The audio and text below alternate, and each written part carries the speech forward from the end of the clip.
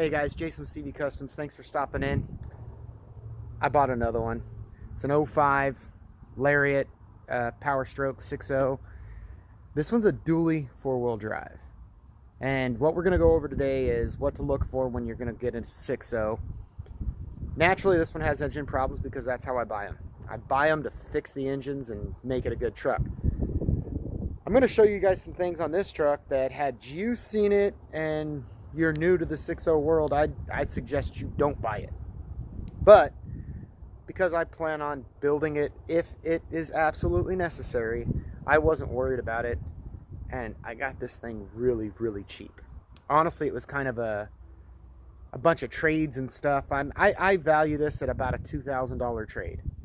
So for what the truck is, pretty straight, Lariat. It's got the captain's chairs up front, which I really like. It's the same gray leather as my other 6.0 that's kind of setting right next to it. Actually, I think I can. There's the other 6.0. But anyways, and that's been a great truck since we built it. So now let's take a look at this truck and let's talk about what you guys need to look at when you're looking at 6.0s. Granted, I bought this thing and I couldn't even hear it run because it doesn't run. But we'll get that taken care of. All right, let's just start our walk on this truck. So I'm going to start off by just showing you one of the big things that I would recommend you don't buy it for. Real quick, the interior. It's actually in pretty solid shape.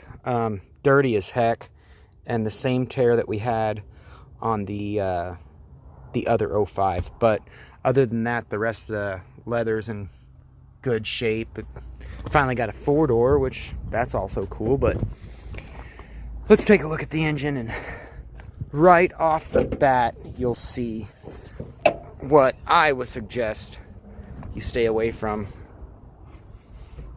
So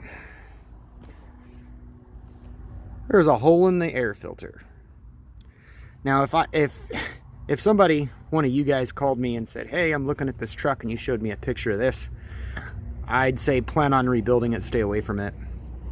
I don't know that that's the case. I don't know when it was cut. I know the guy fairly well that I got it from, and I'm just not that worried about it. But we are going to have to start with a compression check, which is what we're going to do today.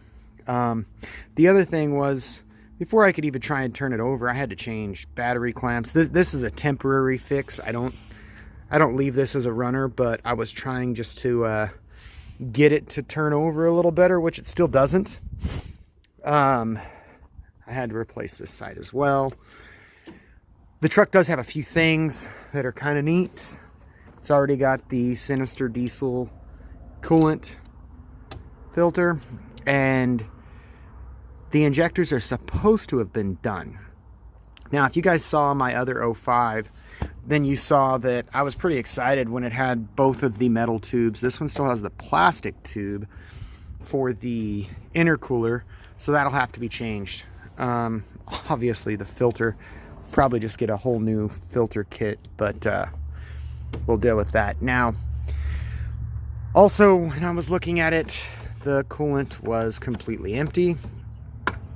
I don't know if we can see in there, but just dry to the bone. And of course, it didn't start. So first thing I did with no coolant was I popped the EGR cooler. We'll see if I can pull it up again. Look at that. So I knew right away that our EGR cooler had failed because the EGR valve is disgusting. And what this also means is there's a chance we've got coolant in the combustion chamber. And if that's the case, we're going to have to build it. But man, that thing is just in bad shape. Now, the way I got this truck is the guy had just put injectors in it, spent a bunch of money having somebody do those injectors, and then shortly after it wasn't running. And he got fed up with putting money into the truck, which is generally how you're going to get a 6.0. Somebody's just tired of throwing money at it to the wrong people. So here's what we're going to do. Kind of showed you what I saw. Just this is all face value. We're going to tear into the truck a little more, but Right now, I'm gonna get it back into the barn, and I'll probably just go ahead and pull the inner fender well out because it's not that hard and it'll make it easier for me to show you. And we'll start with our compression check. And the reason I'm starting there is because I know the cooler's bad. I want to know if this thing has compression at all, which it's hard to turn over. It makes me afraid that it's plugged up. We might be doing a build on this anyways, but let's check the compression.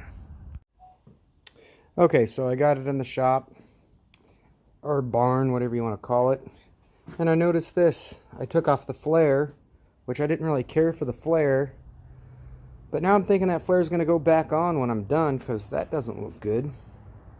But I pulled the inner fender well out so I can show you where the glow plugs are. Get some light in there. You can see right there. It does make it a little easier for me to show you guys what we're doing. But at the same time, it's going to be tight.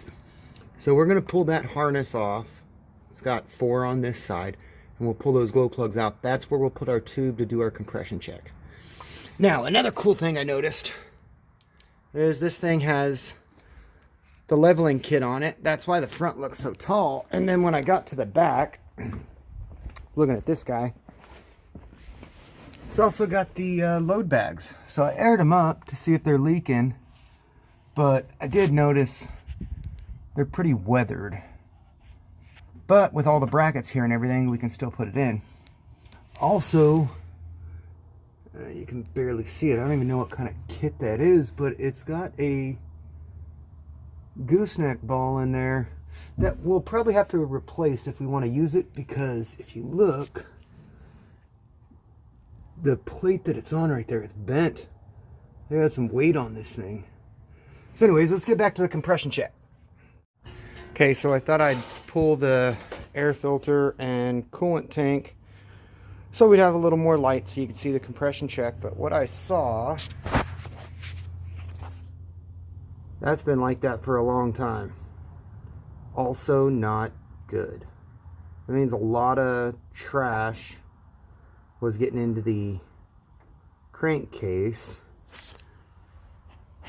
So remember when I told you if you saw some of these things, I'd tell you not to buy it? This is the stuff you run into. Alright, let's get back to the compression check. Okay, the passenger side looks a little better. You can see the access here. You guys don't have to pull the fender wells to do this, but if you don't, you're doing it kind of blind. Look, we can see all 3 right there. The 4th one's a little hidden up there. But I'll show you guys the glow plugs when I get them out, and how the harness looks afterwards, and you'll see why I always replace the harness. Okay, so couldn't figure out why I wasn't getting any good compression readings, all very low. And then you see right here, it's water. With me cranking and checking on all the other cylinders, we just have water pumping out of the back cylinder on the passenger side. So I think it's safe to say this is getting a rebuild. Oh, and on the other side, when I was trying to get compression, I was finding like 110, 120. Used 2 different gauges, trying to figure out what was going on. But that's all the water that's just, every time I turn it over, it's just kicking it out of that cylinder. Okay, so took a couple extra days to get this this little project video put together, because I had to get an extra gauge, an extra fitting to make sure my gauge was right. I mean, it was a mess. The adapter for the 6.0s, because I was getting bad readings. I kept getting very low, 110, 120. Wasn't good. Well, after replacing the gauges, adapter, again, for the 6.0, it's just the little tip. Then I saw that we're just pumping water out one side. So definitely got an issue here. I think the head gasket maybe. Definitely the cooler went out, which means the oil cooler is also bad. The EGR valve's completely gummed up. This thing's getting an overhaul. Yeah, not much else I can say about that. We're gonna have to tear this out. So I'm gonna try and get the next video ready for next week. We'll get the engine out. I don't have to do a video on that because you guys already got a video on how I take it out without completely removing the cab. I just lift it a little bit. I'll get it out, get it on a stand, get it broke down, and see what we find on the internals of the engine. I would imagine this thing's going to need quite a bit. If it's too much, might have to get another wrecking yard motor with low mileage if we can find it. If not, then we'll just rebuild it. So, got to look at everything it's going to take to put this thing together and go from there. But thanks for stopping in. Sorry it's been a long while since my last video. Had to get some things at the ranch straightened out, and now we're back and we're putting them out. So I'll see you guys next week, and we'll see what this engine's going to need.